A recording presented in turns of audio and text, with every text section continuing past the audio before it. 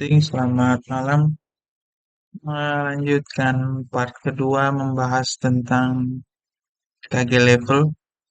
Kita melanjutkan membaca PDF belajar analisa chart dari Kang Gun.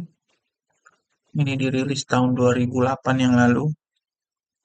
Baik, kita lanjut ya. Kita semalam sudah sampai di sini. Sekarang kita melanjutkan membahas tentang bagaimana cara menyusun level-level KG level di MetaTrader. Dalam hal ini saya akan menjelaskan di MT4. Jadi MT5 pun sama saja, MT4 kita coba buatkan nanti. Oke, saya jelaskan dulu bagaimana men-setup Fibonacci retracement sesuai dengan KGSD level. Kita tidak akan menggunakan nilai-nilai Fibonacci.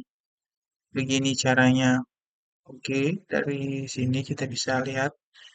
Kita buka dulu MetaTrader kita. Oke, ini MetaTrader kita sudah terbuka. Pasang Fibonacci retracement pada MetaTrader Anda di chart apa saja. Oke, cara pertamanya ini Fibonacci retracement dengan level-levelnya. Klik open Fibonacci retracement properties. Oke, klik kanan Fibo properties. Oke, pilih atau klik Fibo level.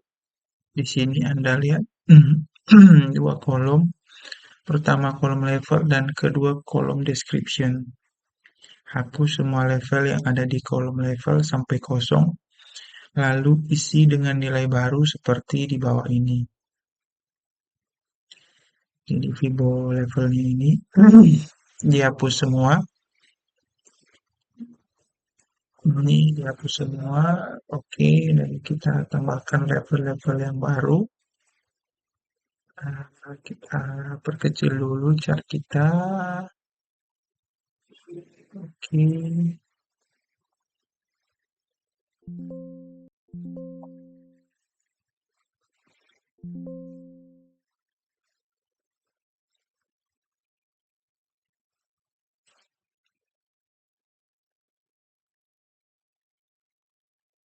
Oke, levelnya tadi kita ubah dulu.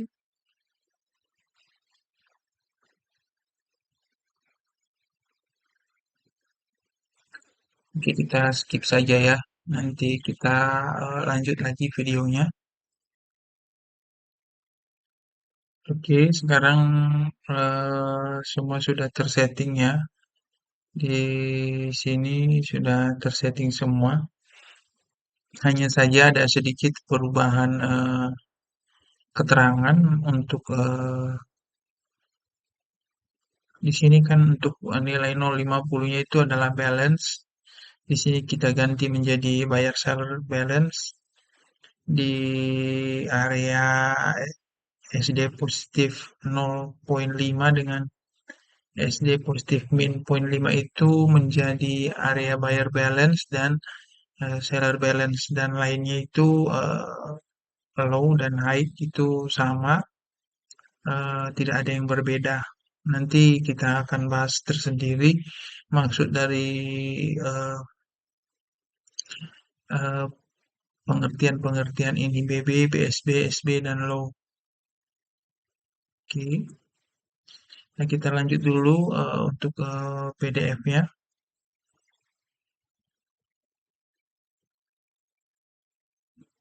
Nah, begitulah cara membuatnya dengan memanfaatkan tools Fibonacci retracement yang ada di MetaTrader.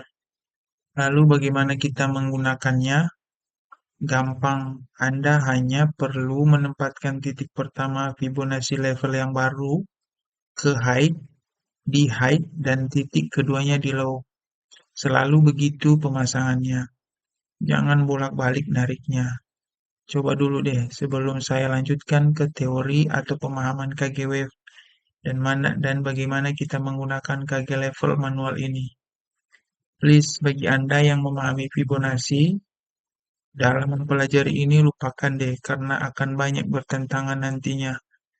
Bukannya saya nggak percaya konsep Fibonacci retracement dan Fibonacci-nya, tetapi saya lebih suka menggunakan sesuatu yang saya pahami. Tuh, kita nggak bodoh dari Tuan Fibonacci dan Tuan Elliott Wave kan. Mungkin kita malah punya potensi otak yang lebih baik dari mereka kalau kita pakai otak kita kan. Nanti kita lanjutkan. Oke, lanjutnya, mari kita lanjutkan pelajarannya. Oh, sebelum kita lanjutkan, kita bahas dulu ya. Artinya, di sini KG menyampaikan cara gampang untuk menarik KG level tadi itu menempatkan titik pertama Fibonacci level kita di high dan titik keduanya di low. Jadi seperti biasa, contohnya kita mengukur gelombang yang terjadi, artinya high dari sini ditarik ke low yang sebelah sini. Nah, gelombang reaksinya dari titik ini itulah yang diukur oleh KG level ini. Itu penjelasannya. Oke, kita akan ngomongin tentang wave dulu atau gelombang lah bahasa Indonesianya. Seperti kita ketahui, harga bergerak berpola. Dan jika kita amati susunan candlestick di chart, maka pola pergerakan harga ini mirip gelombang. Memang begitulah harga bergerak, terlihat seperti acak, tetapi sesungguhnya pergerakan yang terlihat acak itu bergerak membentuk gelombang-gelombang tertentu. Ada iramanya, ada ritmenya. Cobalah amati chart di TF berapapun. Anda pasti menemukan sebuah harga yang menjadi titik terendah dan titik tertinggi dalam periode tertentu. Dan jika kita hubungkan titik-titik ini, maka akan dapat kita lihat dengan jelas bentuk gelombang-gelombang yang terbentuk karena pergerakan harga ini. Coba lihat gambar ini, oke. Jadi di sini ada titik terendahnya, di sini ada titik tertinggi. Oke. Ya, di sini, di sini, di sini. Oke. Pada gambar di atas, saya mencoba menentukan beberapa titik tertinggi dan titik terendah yang dapat dengan mudah ditangkap oleh penglihatan saya ketika melihat chart. Lalu saya hubungkan dengan garis titik-titik tersebut berurutan, dan terbentuklah gambar di atas. Dengan garis tersebut, kita dapat dengan mudah melihat gelombang yang terbentuk seperti ini, seperti ini. Tetapi apa? Hanya ini gelombangnya. Coba lihat lagi gambar di bawah ini. Oke, nah ini ada titik tertinggi. Oke, tetapi kok banyak amat gelombang yang terbentuk? Ya, benar sekali. Saya akan katakan gelombang yang terbentuk adalah tidak terhingga. Dari yang sangat besar sampai yang sangat kecil gelombangnya. Garis merah yang saya buat adalah gelombang-gelombang yang masih bisa saya lihat dengan mata saya di chart D1, chart daily. Yap, sekarang coba bayangkan satu candlestick di chart di atas mewakili pergerakan harga satu hari. Gimana kalau kita melihat apa yang terjadi di TFH1 untuk satu hari saja? Maka kita juga akan menemukan banyak gelombang yang terjadi di dalam satu hari itu. Lalu bagaimana kita melihat apa yang terjadi selama 1 jam di M1 atau M5? Maka kita juga akan menemukan banyak sekali gelombang. Artinya jelas gelombang yang terbentuk jumlahnya tak terhingga. Oke. Nah, sekarang coba lihat apakah ada pola seragam yang terjadi di gelombang-gelombang tersebut. Apakah ada pola turun sekian, naik sekian kali, lalu turun sekian gelombang. Dan apalah, ada nggak? Saya jawab tidak ada. Pola yang terbentuk random dan acak. Karena pergerakannya tergantung dari parameter-parameter yang menyebabkan harga itu bergerak yang notabene tidak berpola.